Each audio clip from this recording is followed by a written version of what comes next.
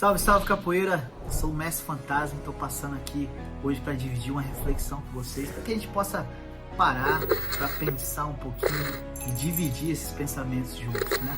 Eu sou capoeirista, assim como você, acredito, porque você está aqui por causa disso também nesse canal, e a gente precisa conversar sobre assuntos que talvez extrapolem um pouco só essa bolha da capoeira, né? E quando eu falo isso, pensamentos que continuam ainda presos, né, a algum tipo de corrente, algum tipo de algema que não consegue libertar o capoeirista para outras visões, para outros entendimentos, né? Então eu não vou me alongar muito não, eu queria falar com vocês hoje aqui sobre ciclos e mudanças de ciclo, né? A importância da gente reconhecer o tempo de virar essa chave para mudar para outro ciclo, né? Eu não estou aqui falando do ciclo das graduações, que é um ciclo mais fácil de entender, né? As etapas desse ciclo de aluno intermediário, graduado, professor, contramestre e o mestre. Não é isso, eu queria falar de uma virada de ciclo que a gente pode trazer uns exemplos de outros esportes, por exemplo, né?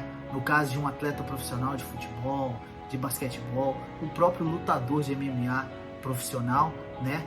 Ele tem um limite físico ali, e após esse limite físico provavelmente ele vai falar que ele vai se aposentar, porque ele não consegue render mais, né, fisicamente aquilo que ele rendia, né, no seu ápice como atleta, né? E o capoeirista ele precisa pensar nisso também, ele precisa refletir sobre isso. No meu entender, e aqui eu estou trazendo somente o meu ponto de vista, que fica bem claro isso para vocês aqui, é que muitos capoeiristas continuam insistindo, né, em tentar cada vez mais provar para si e para os outros que ainda é um bom jogador de roda, que ainda tem que treinar muito da mesma forma ou até com mais intensidade do que há 20 anos atrás. O capoeirista ele tem que ser aquele que salta, ele tem que ser aquele na super forma física de um fisiculturista para ele ser um bom capoeirista. Ele tem que estar no ápice da sua voz de cantador, assim como era antigamente. Claro que esses são exemplos aqui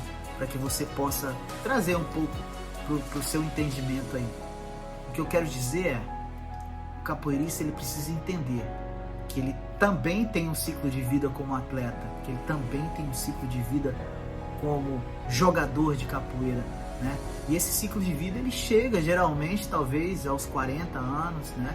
Principalmente após os 40 anos, né? E aqui falando de capoeiristas que já se dedicam à capoeira pelo menos há 30 anos de suas vidas, né? No meu caso, eu comecei capoeira ainda criança, né? E tenho certeza que esse é o grande exemplo da grande maioria dos capoeiristas também, que começam a capoeira como criança, que treinam intensivamente desde criança até uma idade de 35, 40 anos, e depois disso, naturalmente, a performance começa a cair.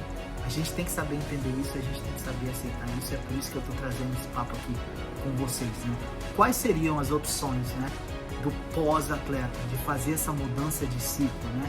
A gente vê, e a gente pode estudar isso na história, que realmente muito poucos capoeiristas conseguiram fazer essa mudança. Infelizmente, a grande maioria desses capoeiristas, eles se tornaram pessoas idosas e, infelizmente, sem um apoio financeiro, sem o reconhecimento da fama, teriam conquistado nos auges de suas formas físicas, e infelizmente isso vai repetindo e se torna um loop na capoeira, onde o capoeirista não consegue enxergar. Hoje, se a gente for fazer uma pesquisa, se a gente for perguntar para o jogador de capoeira realmente o que ele vê para o futuro dele, a grande maioria que não atingiu uma corda de mestre provavelmente vai falar, eu quero me tornar mestre. E muitas das vezes eles vão pensar que a maestria é o final dessa escada, e muito pelo contrário, não tem nada de final nessa escada, é um começo de uma nova jornada a partir do momento que você entenda que é uma mudança de ciclo. Eu vou ser bem específico aqui com vocês, quando eu trago esse tipo de assunto, eu estou trazendo também o assunto do profissionalismo na capoeira. Você que é profissional na capoeira também, que trabalha com a capoeira, que dá aulas diariamente, que vive da capoeira assim como eu, né? A gente tem que se perguntar até quando a gente vai conseguir realmente entregar a capoeira com 4, 5, 6, Eu conheço pessoas que dão 8, 10 aulas por dia, né? Até quando o seu corpo vai aguentar fazer isso? E eu posso trazer o meu exemplo, né?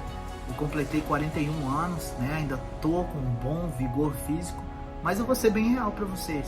O cansaço corporal, físico, de quem dá aula por quase 20 anos, realmente é uma coisa que chega e a gente tem que saber refletir sobre isso. Eu tenho certeza que você aí vai concordar comigo que são muitas lesões no corpo que muitas das vezes a gente não trata da forma correta, porque a gente continua empurrando, né, ou alongando essa mudança de ciclo, né? Isso porque tem vários fatos que a gente pode colocar aí, né? A capoeira ela foi ensinada, pelo menos para quem faz parte desse grupo que começou a capoeira nos anos 90 como eu, como uma filosofia para o atleta, para o jogador, né? De se treinar bastante, para você estar sempre bem preparado para as rodas, para os jogos, para os eventos, né? Mas nunca com uma preocupação profissional. Realmente você conseguir desenvolver durante esse processo de aprendizado também aprendizados em outras áreas que vão ajudar você realmente a abrir um pouco, a expandir um pouco esses pensamentos em relação ao seu futuro profissional na capoeira.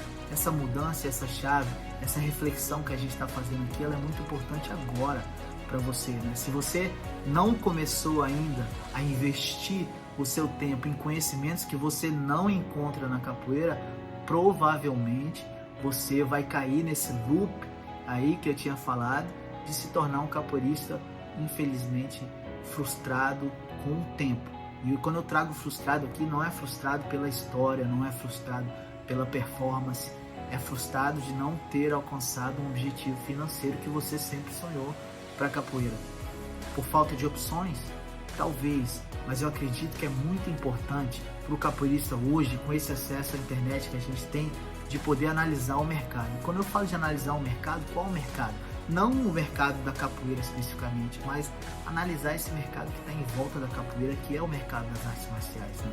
Como os outros artistas marciais estão fazendo, né? Como um atleta, por exemplo, de jiu-jitsu ou um atleta de MMA, eu acredito que a gente pode sim virar essa chave através do conhecimento, conseguindo enxergar as oportunidades que estão em volta da gente e se preparar para elas, porque eu sempre divido isso com os meus camaradas. As oportunidades chegam para todo mundo, mas não são todos que estão preparados para elas.